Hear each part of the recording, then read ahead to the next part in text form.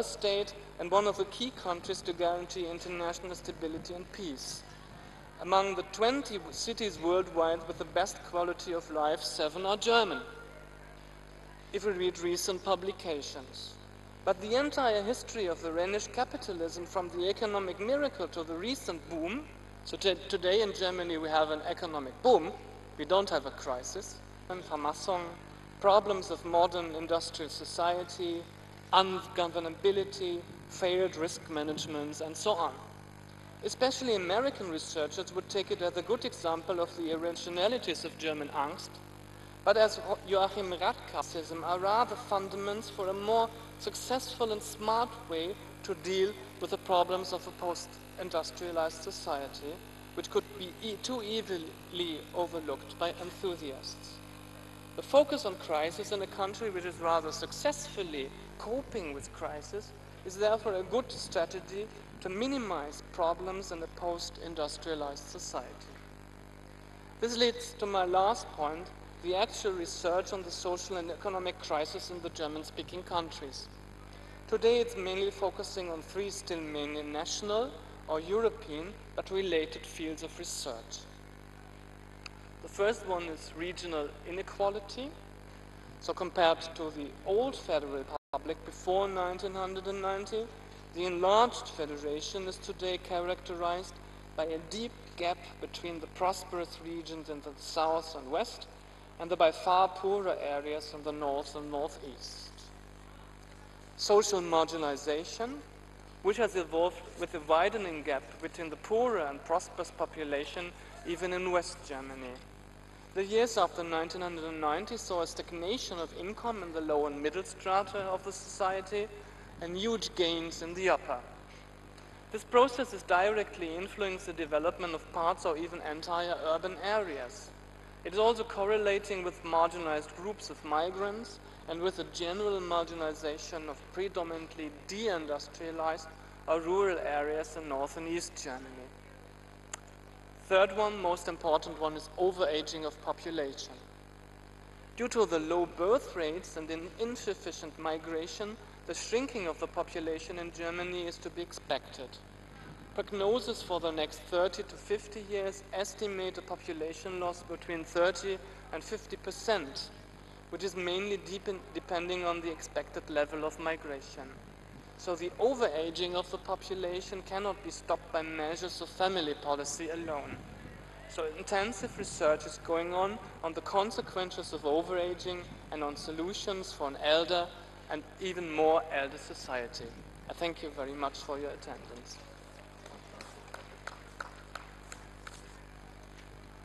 Thank you, Professor Breisen, for telling us about the role of the discipline of sociology in understanding the phenomenon of social crisis with special reference to Germany.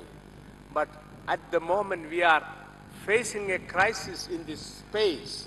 Some of you are simply standing and some of you are even shouting. Please don't do that. And those who have settled down and are involved in intense interpersonal conversations, I mean, you can do it. Please go out of the hall, because those who are sitting here and watching you find it extremely difficult to understand this behavior. So those who are around, either you come and sit here or go out of the space, out of the hall. Those who are sitting here, please try to listen to the speaker. Our next speaker is from Japan, Professor Satoshi Ota.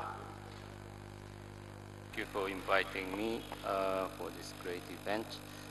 And I think it's before lunch, so I try to finish quickly. So first, I'm going to talk about general view of globalization, and then since I come from Japan, so I'm going to talk about current social issues in Japan as a result of social transformation and from agricultural society to industrial society, a post-industrial society.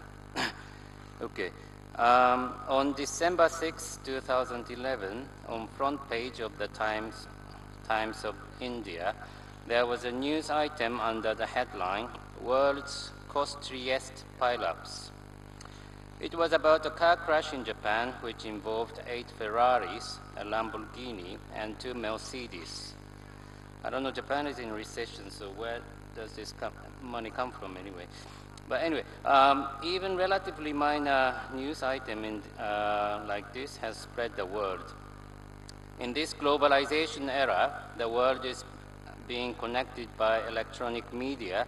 The information and knowledge spread all over the world in such speed people have never experienced before. And the role of, in this era of globalization, the role of sociology is becoming more and more important. Although people can get information quite easily through electronic media, the depth of information is limited in the TV news. Similarly, even a simple economic conduct such as purchasing goods might have different meanings in different societies, and work ethics also vary in different societies. It is a role of sociology that can analyze and theorize these issues. And media information is not balanced, and we share the information on celebrities in American entertainment industry, like everybody we know, some names of American stars, but the information on the entertainment industry in other countries is quite limited. Big names like Amitabh Bachchan and Shah Rukh Khan are hardly ever known in Japan, and Japanese singers and actresses are not known in India. Again, this is the area of sociology to investigate these issues. And so far, I have looked at the general picture of the importance of sociology in globalization. Next, I would like to talk about social transformation and current issues in Japan. The study of social science was brought by an American social scientist, Fenollosa, who came to teach in Tokyo Imperial University in 1878. And that was beginning of Meiji period when Japan opened its country after 250 years of closed country policy. And Japan experienced major changes in Meiji period, including political system, economic system, education system, judicial system, and so on. Along with these changes, the society has also changed. Sociology has been developing since the early 20th century, and that time it was influenced by German sociology, such as formal sociology led by Simmel. And in the 1930s, Japanese sociology was influenced by Marxism, and in the 1940s, rural sociology and family sociology became popular in Japan, which reflected Japanese society at the time. And because of modernization and industrialization, Japanese society was changing quite rapidly, and rural area was no exception. After the Second World War, Japan became influenced by America, and sociology was also influenced by the United States. In addition to rural sociology and family sociology, urban sociology also became popular, which also reflects the rapid urbanization after the World War. And from the mid-1950s, Japan experienced economic growth. There was a large migration from rural area to big cities.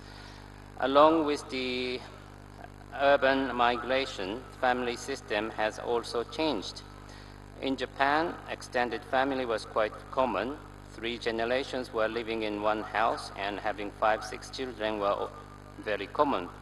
But after urbanization, people started living in suburbs since the 1960s, and extended family is replaced by nuclear family. Mother, father, and 2 children became a family model, and neighborhood community has also dissolved with the process of urbanization. Instead, company became a community for most of the male workers.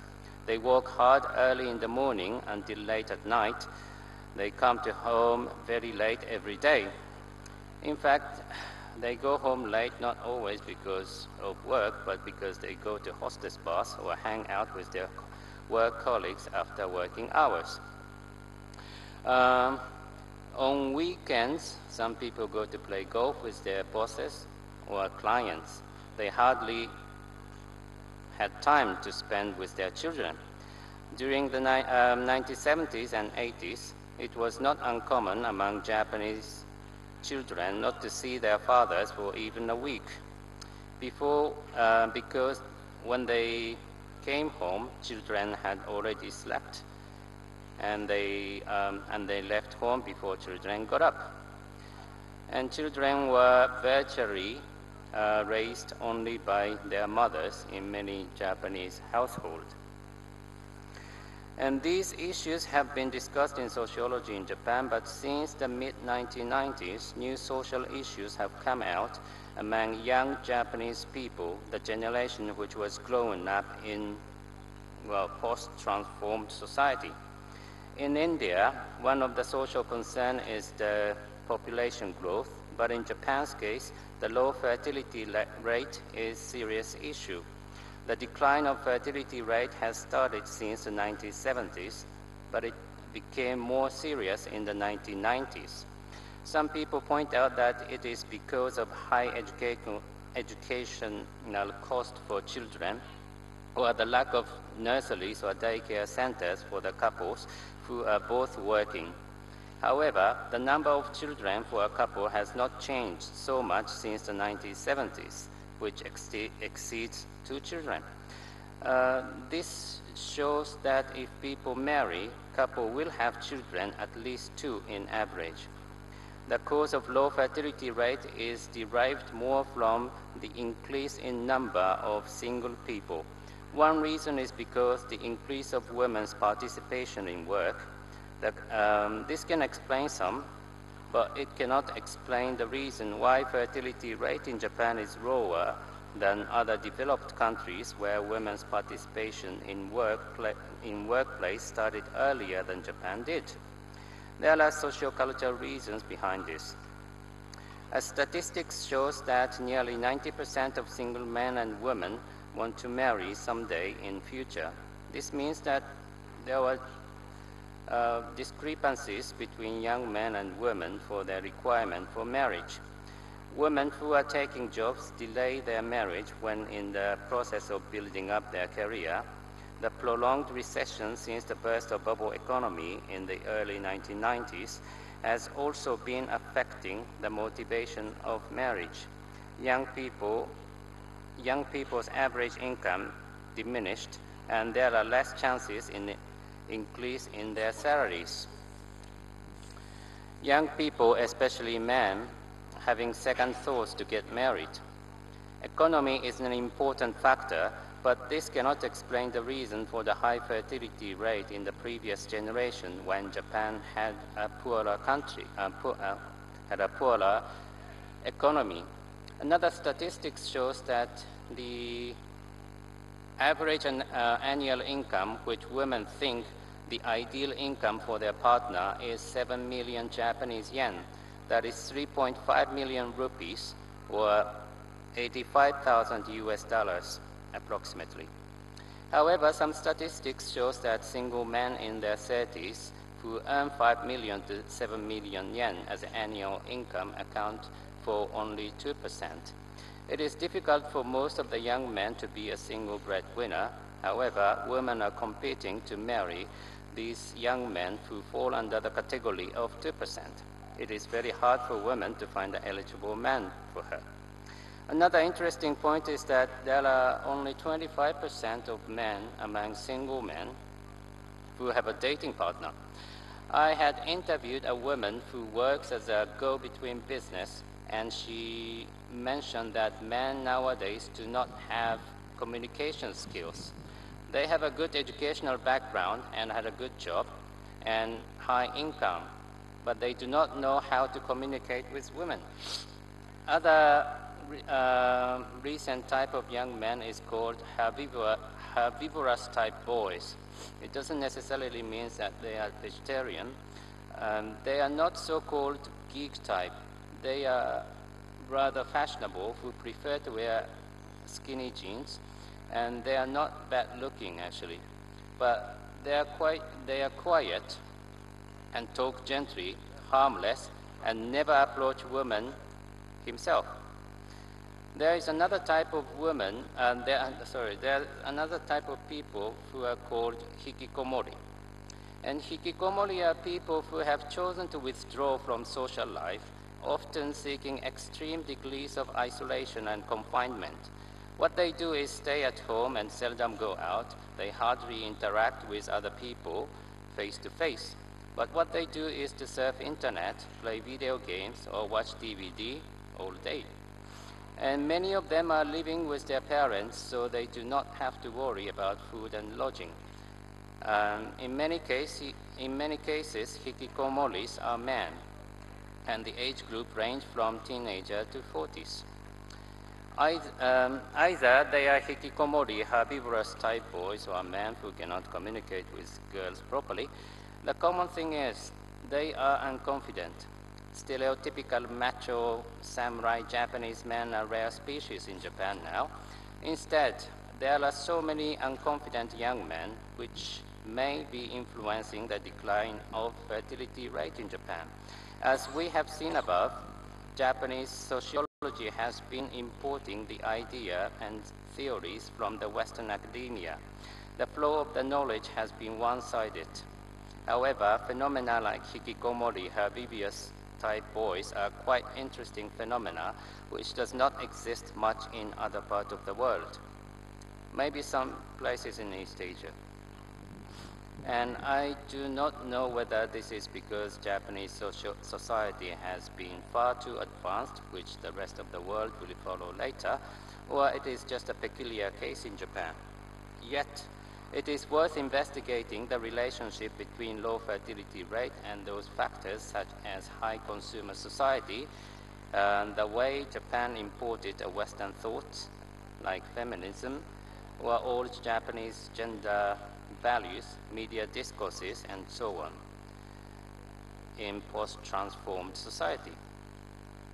This is the exact area of sociology to investigate such a society, and Japanese sociology may be able to contribute a new theory on the issues to the discipline of sociology or other social science subjects. Thank you very much.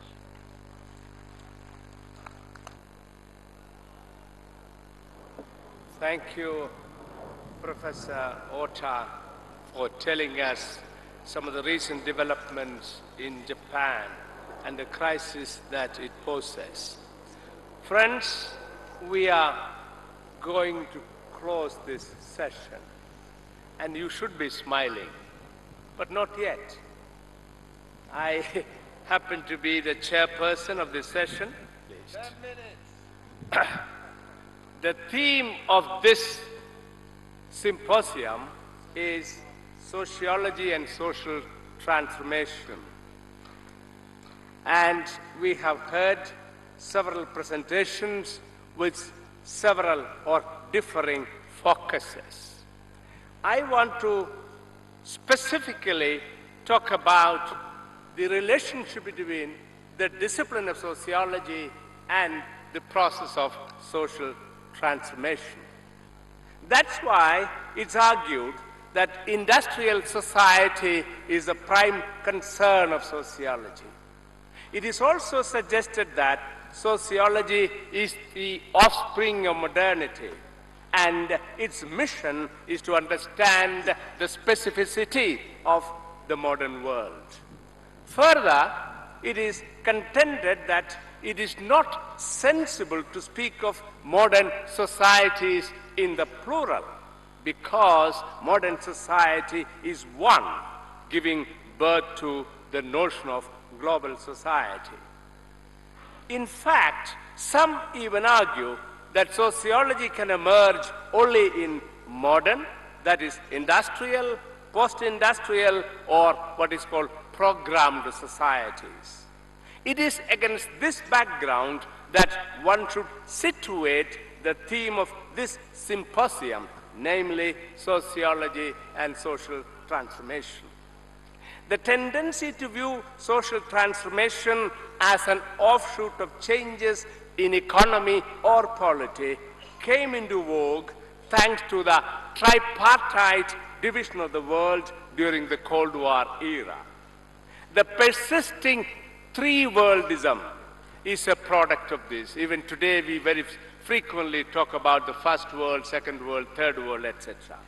I suggest that the taxonomy of the first, the second, and the third world is singularly unsuited to understand social transformation because it ignores the centrality of society and consider social transformation as a byproduct of change in economy and or polity. On the other hand, the proclivity to construct a one-world society is far removed from the lived and experienced social reality. I want to argue that to capture the contours of social transformation, one should be clear about two things. First, the type of society in which social transformation is taking place, because the point of departure necessarily impinges on the process of social transformation. Based on their internal social milieus, one can categorize societies into three, as I said: stratified, heterogeneous, and hierarchical. All societies are stratified based on age, gender, and class. But heterogeneous societies are rendered more complex because of the simultaneous presence of two or more racial and socio-cultural groups within them. Hierarchical societies add complexity not because of additional elements, but because of the traditional value orientations persisting in them. The causes and consequences of social transformation vary between, I suggest, the stratified, heterogeneous, and hierarchical societies. Second, to understand social transformation, one should be clear about the conception of society one holds. Broadly speaking, there are three basic conceptions about society: society as unity, society as multiplicity, and society as process. We all know that. But the idea that society is a unity gave birth to the fact that society is a highly integrated unity. And if unit or entity, if that be so, social transformation and the crisis it produces will go in certain direction. In this perception, change in one of the aspects of society would necessarily release waves of repercussions on other aspects. But it was soon discovered that all aspects of society are not equally crucial, and they are interconnected with varying intensity. The search for locating the most crucial dimension led to different types of determinisms based on economy, polity, technology, and culture. Soon it was realized that it is not empirically correct to hold that a particular aspect in a society is eternally crucial. Thus, the possibility of different societies having different core institutional orders came to be recognized. Similarly, the fact that the core institutional order may not remain core in the same society forever, that is, a given society may experience change in its core institutional order over different historical periods, also came to be accepted.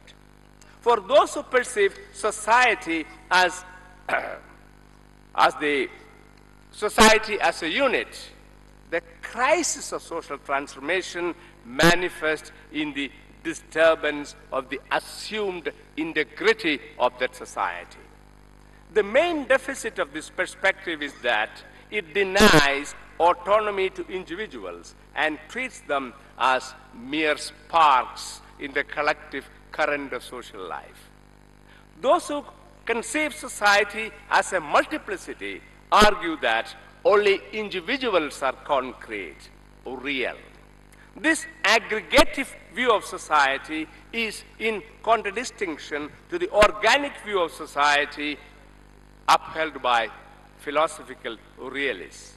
The crisis of social transformation, therefore, should be located in the erosion of agency and autonomy of individuals, according to nominalists.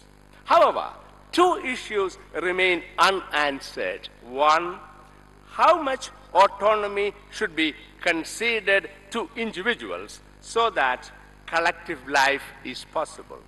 Two, no satisfactory response could be provided by nominalists to the proposition that the whole is not the sum of its parts. Thus, the additional factor which emerges from the interaction of individuals and groups could not be satisfactorily accounted by nominalists. It is in this context that the position of what is called the cultural school, which argues that society is a process, an event, a happening, an interhuman reality emerging out of interaction between individuals and groups, between groups and groups gained currency. What is common to all societies, be they labeled as traditional, modern, or postmodern, or pre-industrial, industrial, or post-industrial, democratic or authoritarian, capitalist or socialist, is that interpersonal, individual group, and intergroup relations exist in all of them.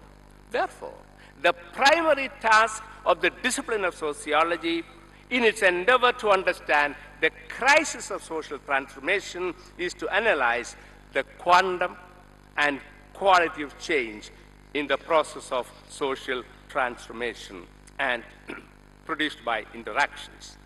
This is not to deny the importance of economic, political, cultural, and technological factors in causing changes in the process of interaction between individuals and groups, and between groups.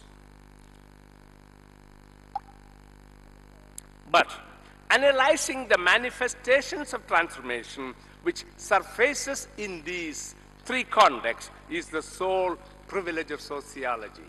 As far as I know, no other discipline has ever attempted to do that.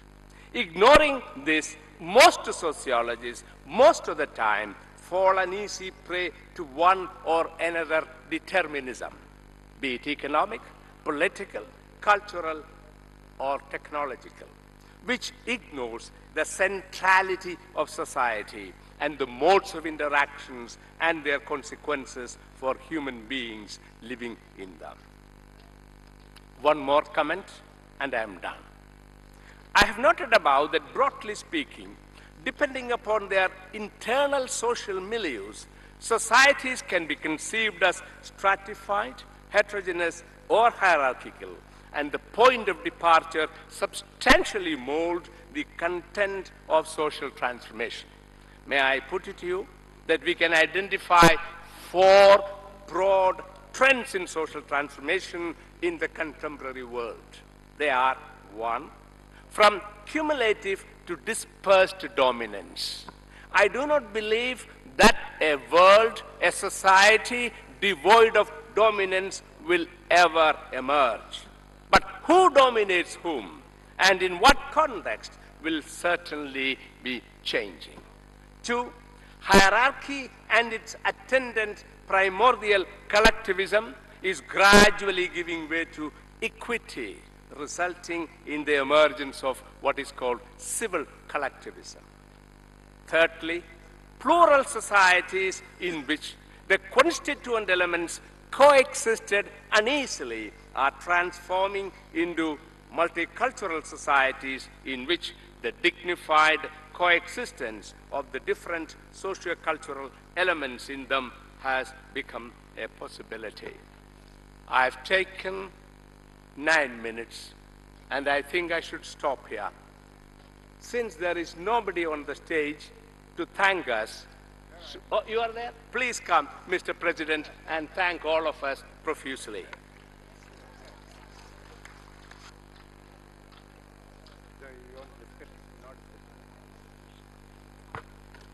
Friends, we had a wonderful session chaired by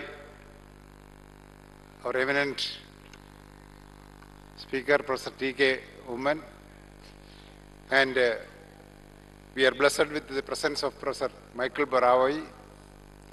We are really grateful to Professor Burawoy for taking all the pain, for coming over from USA to New Delhi and spending 3-4 days with us. In fact, he has reached here on 8th, and he has inaugurated the Young Sociologists Workshop at IIT Delhi, and he has interacted with the young scholars and also with all the participants here. So on behalf of and tomorrow Professor Burawoy will not be here. Today evening he will be leaving to Hong Kong. So on behalf of the Indian Sociological Society, I would like to extend our most sincere thanks to Professor Burawoy for spending time with us. So I also thank Professor T.K. Oommen, Padma Bhushan Professor T.K. Oommen, because everybody is calling him Professor Oommen and nobody is calling him Padma Bhushan because he is more of a scholar. That may be the reason. So we really thank Professor Oommen for helping us in various ways, not only by chairing this session, but as the organizing committee chairman. Only due to his involvement, we could get many things done on time. And so I thank Professor T.K. Oommen for chairing this session in a beautiful way. And I also thank our speakers, Professor Detlef Breisen and also Satoshi Ota, for participating in the deliberations. Professor Sasanka Perera was also expected to speak, but he has informed me that he is not feeling well and he could not reach here. So this symposium is going to be over. Now, today afternoon, because of the rest of the program, today afternoon symposium will be at Social Science Auditorium near to the Center for Study of Social Systems. So 4:30 there is a symposium. There is a symposium on crisis of governance, and which will be chaired by Professor U.B. Boite, and the symposium speakers are Professor Andre Bette, Professor K.L. Sharma, and Professor Kameshwar Chowdhury, and it will be at auditorium. And afterwards, 4:30 to 6 is the symposium, and 6 o'clock we have Professor M.N. Srinivas Memorial Lecture, and Professor Parthanath Mukherjee will